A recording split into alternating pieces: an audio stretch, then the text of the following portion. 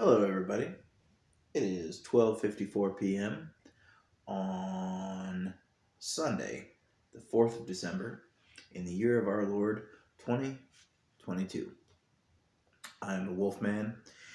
Today's video is about desire. I know we did a video about desire yesterday, but there's a point about desire that I failed to make, and that's the main thing I want to expound on today is um, that point. So, desire is the main way that we move through life, and it seems like there is there's motivation and there's inspiration, and they're very similar in that they mobilize us, they move us through life, but they're very different. Like when it all adds up, and you've had you've done lived a life of following motivation, it adds up to one thing, and when you've lived a life following inspiration, it adds up to something else. And so I'd like to talk about the difference between motivation and inspiration as the main thrust of this video. So what is motivation, what is inspiration, and these are both desires. And so inspiration is generally something that you find if you get quiet enough. Motivation is there, it's a pretty good system, but it's like we can transcend motivation, and when we do, we get into inspiration. And so we're stick and carrot is the model for motivation, right? Reward and punishment. And so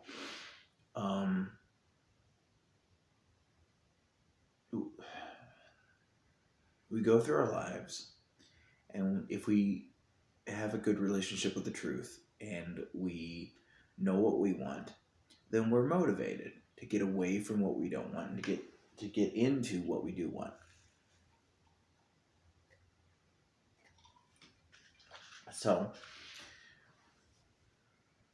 that's motivation. Now, if you get very quiet and you meditate, or you practice your art, or whatever way you find your way into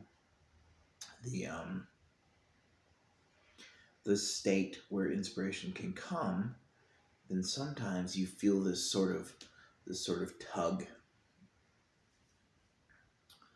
and it's so quiet and so subtle that you don't often feel it if you have loud things going on in your life. And so inspiration is quiet and motivation is loud. And I think for myself personally, I would prefer to be motivated. I'm sorry, that's backwards. I would prefer to be inspired rather than motivated, if that's an option. But the world is set up to motivate you, and it will give you sticks and carrots. And if you this is why there's homeless people. Even though, if you think about it, there wouldn't be any homeless people in a tribe. In a hunter-gatherer society, there would be no homeless people, because we got 150 to 200 people in our tribe, and of course they all have homes. Why wouldn't they be? There's nothing that they could do that would be worth depriving them of a home that wouldn't be bad enough that we would kick them out of the tribe. And so countries are just overgrown tribes, and yet within our country we have homeless people. And this makes no sense to me, because they're members of our tribe, and so we should give them a place to fucking live. And it's insane to me. Like, money is it's an accounting system, and so we use it, and it's functional, and it's helpful, and it solves a lot of problems to have the money as a system. But it is just an accounting system. And so when you look and you see that, like, members of your tribe, also known as citizens of your country, are homeless, like we should give them homes. Like there should be a place that they can call their own. And most of us pay rent. And that's just part of the accounting system. And that's fine as long as it works. But for the homeless people, it has stopped working. And so most of us close down our hearts and say, well, they should fucking find a job. Okay. And maybe they should. And certainly they should be contributing to our society in some way. Like that's part of the thing. And they want you know that they want to contribute? You know that? Like as mammals, we love reciprocation. Even in rats, like you find reciprocal play is a main component of their psychology. Rats are one of the lowest forms of mammals, and even they want to contribute. Rats want to contribute to rat society, and if you don't believe that, you can look it up and see if it's true, and it is. That's not the point. What is the point of this video? We're here to talk about desire and what it looks like. We covered the points of desire that I didn't cover in my last video. So there's motivation and there's inspiration, and I want to be inspired. And so there's all of these things that are motivating me. There's these sticks, and there's these carrots, and there's money, and there's the need to spend money. There's like grocery stores, and there are places I can't go. And all of these problems would be solved if I just had enough money. And so the whole thing is built to keep me fucking going after money, which is fine. It seems to be working fairly well, actually. But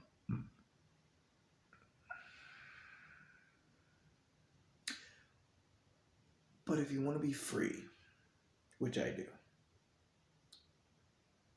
then you pay attention. And you look at it. And you go, okay, a lot of my behavior is ruled by money. Money seems to be the god. The unofficial god in America seems to be money. And that's probably true in other countries, but I haven't lived there. Like, I've been to other countries for reasons more and less nefarious, but I have been to a few other countries, and but even in those other countries, I've been working for America, and so America has been my main experience all of this time.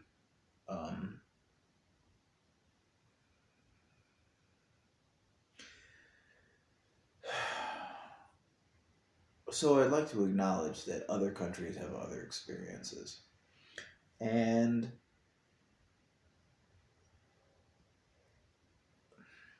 let's bring it back. Desire versus motivation. So, I'm sorry, desire is divisible into motivation and inspiration. And so, there are inspirations that come to you and they feel very, very good. And there are desires that come to you and they feel motivations. Inspiration is a type of desire, but it is for the highest good, and so it feels the best. Whereas motivation is a good system if you can't get inspired. But if you have the ability to get inspired, which we all do, like if you have the ability to use YouTube and watch this video, then you are not at the level of the beasts. You are a beast, that is a part of you, but you can transcend your beasthood, and you can think, and you can strategize. And so getting quiet is the main thing for inspiration. And we have, okay, so a lot of people, teachers, will tell you that we suffer because we desire. And that is true to some degree. And the implication seems to be that if we stop desiring, we would stop suffering. Makes sense, right? But I tried it. I tried to stop desiring, and I was actually fairly successful at not having desires. And what it is when you stop having desires is depression. And so we suffer because we desire, but actually, if you stop desiring, you stop having any reason to be alive. So life, to some degree, is desire. Desire, passion. This is what keeps us moving through life. If you didn't want anything, then there would be no reason. There would be no reason to move at all. And if you're not moving, you're dead. Like, movement is life, and stillness, complete stillness, is death. Now, there is a thing where you have external stillness and internal movement, and that's spectacular. That's wonderful. That's awesome. That's actually part of the goal for me, at least. And so it is good to achieve this external stillness so that you can move internally.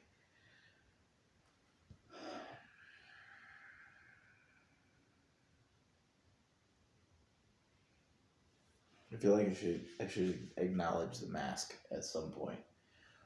Um, I found this mask in a dumpster, and it was in a moment when I was really tapped in, tuned in, turned on, and I had really gotten like in alignment with my true will.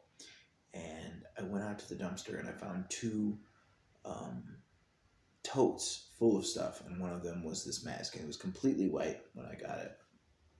I love to draw with Sharpie markers, and so I've drawn all over this mask, and it will continue to go.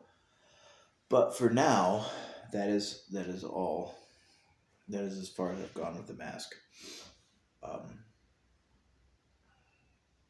yes, this video is supposed to be about desire. So desire falls into subcategories of motivation and inspiration. For me, at least, I wish I desire. That's meta, isn't it? My desire about desire is that I will be motivated. No, incorrect. Misspoke. My desire about desire is that I will be inspired. Because there's a difference between inspiration and motivation. And so when you start, you go on, and like there are things that you don't want. And those things push you away. And so you run away from the things that you don't want. And that's fine. That's how all of our ancestors did it, and it's a perfectly good way to go through your life. And then there are things that you do want, and you go towards those.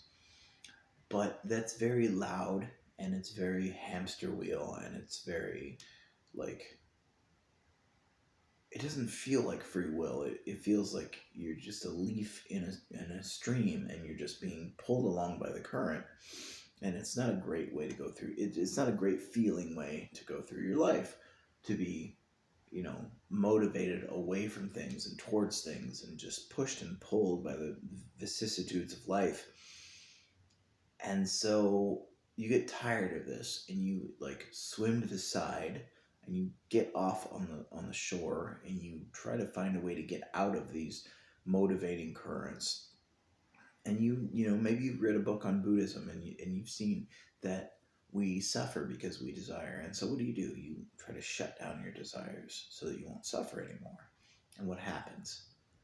What happens is you don't want anything, and so you don't move. And it turns out that if you don't move, your body doesn't feel very good. And so you find yourself more and more anesthetized, and more sedated, and less alive, the more that you shut down your desires. And it seems like the lights are going out, and it seems like it's not a good situation. And you got to spend some time here. This is part of the journey. It was part of my journey, at least. And so And so you find that desire is actually a very necessary component.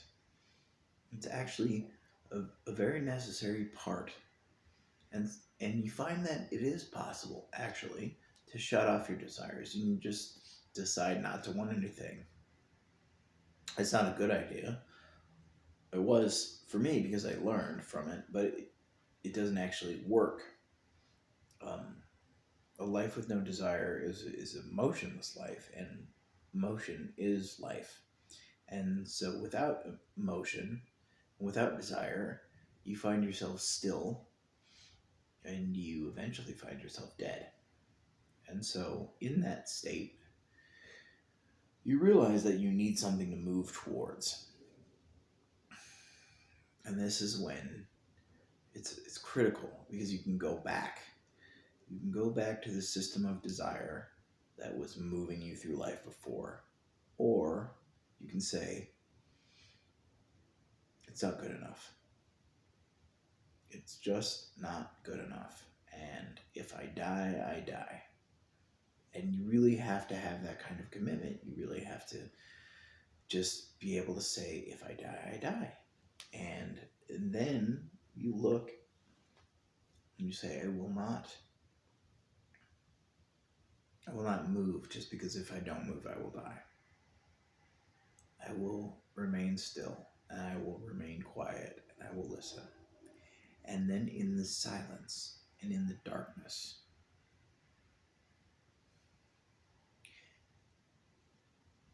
and let me make a little footnote about silence and darkness.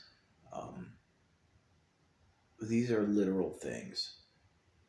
You literally go into a space that is dark.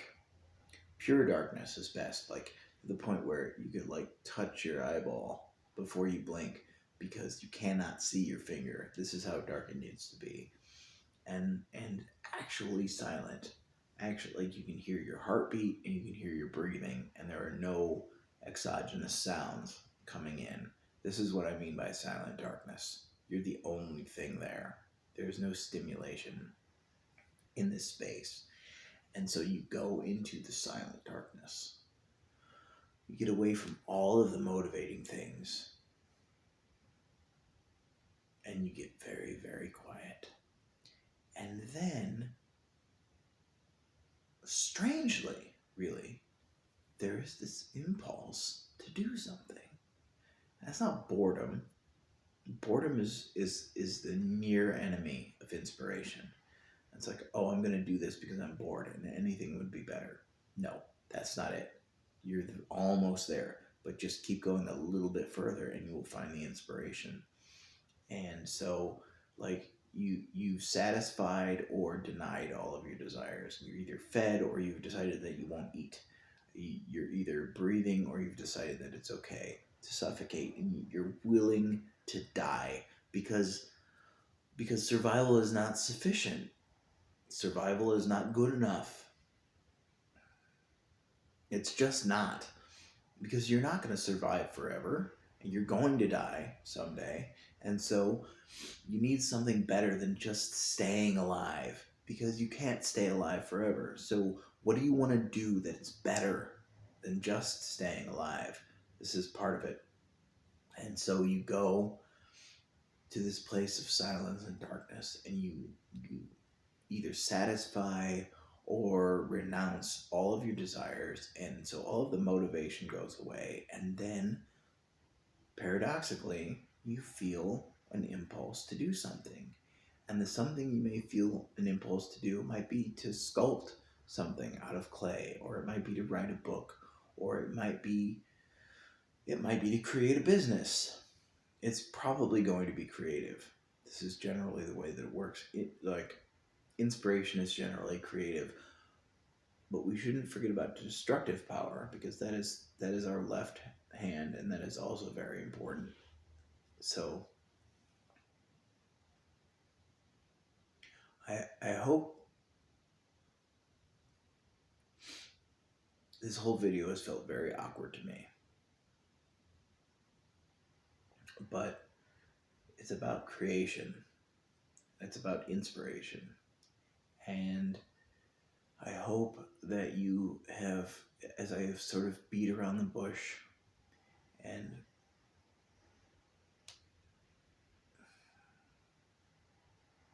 I understand it. My ability to articulate it is not quite where I want it to be.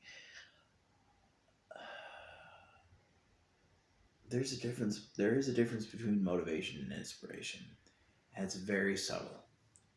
But if you can, all the things that are motivating you, if you give them up, and if you are willing to die, because you will not live forever, and death is preferable to an uninspired life, in my opinion. And if you find that to be the case, that you would rather be dead than living an uninspired life, as the Walking Dead, really, without any inspiration, walking through life, just paying bills. And so if you find yourself in the same place as me, where an unsatisfying life is not worth living, then quiet all of the forces that are motivating you and making you move, and all of the hot pokers that push you on. Find a way to get outside of them and get into the silence and get into the darkness. And when you do, you will find that there is a pull, and you're no longer being pushed to do things. You are being pulled towards something that you love. And this is inspiration. And it's so much better. And so when you find your inspiration, pour all of your energy into it, and create the thing that you were sent here, or that you were born here for, the thing that you're here to do, regardless of how that happened. Find your inspiration by quieting all of your motivations. This is what I believe to be true. But what do I know? I'm a trickster and a fool.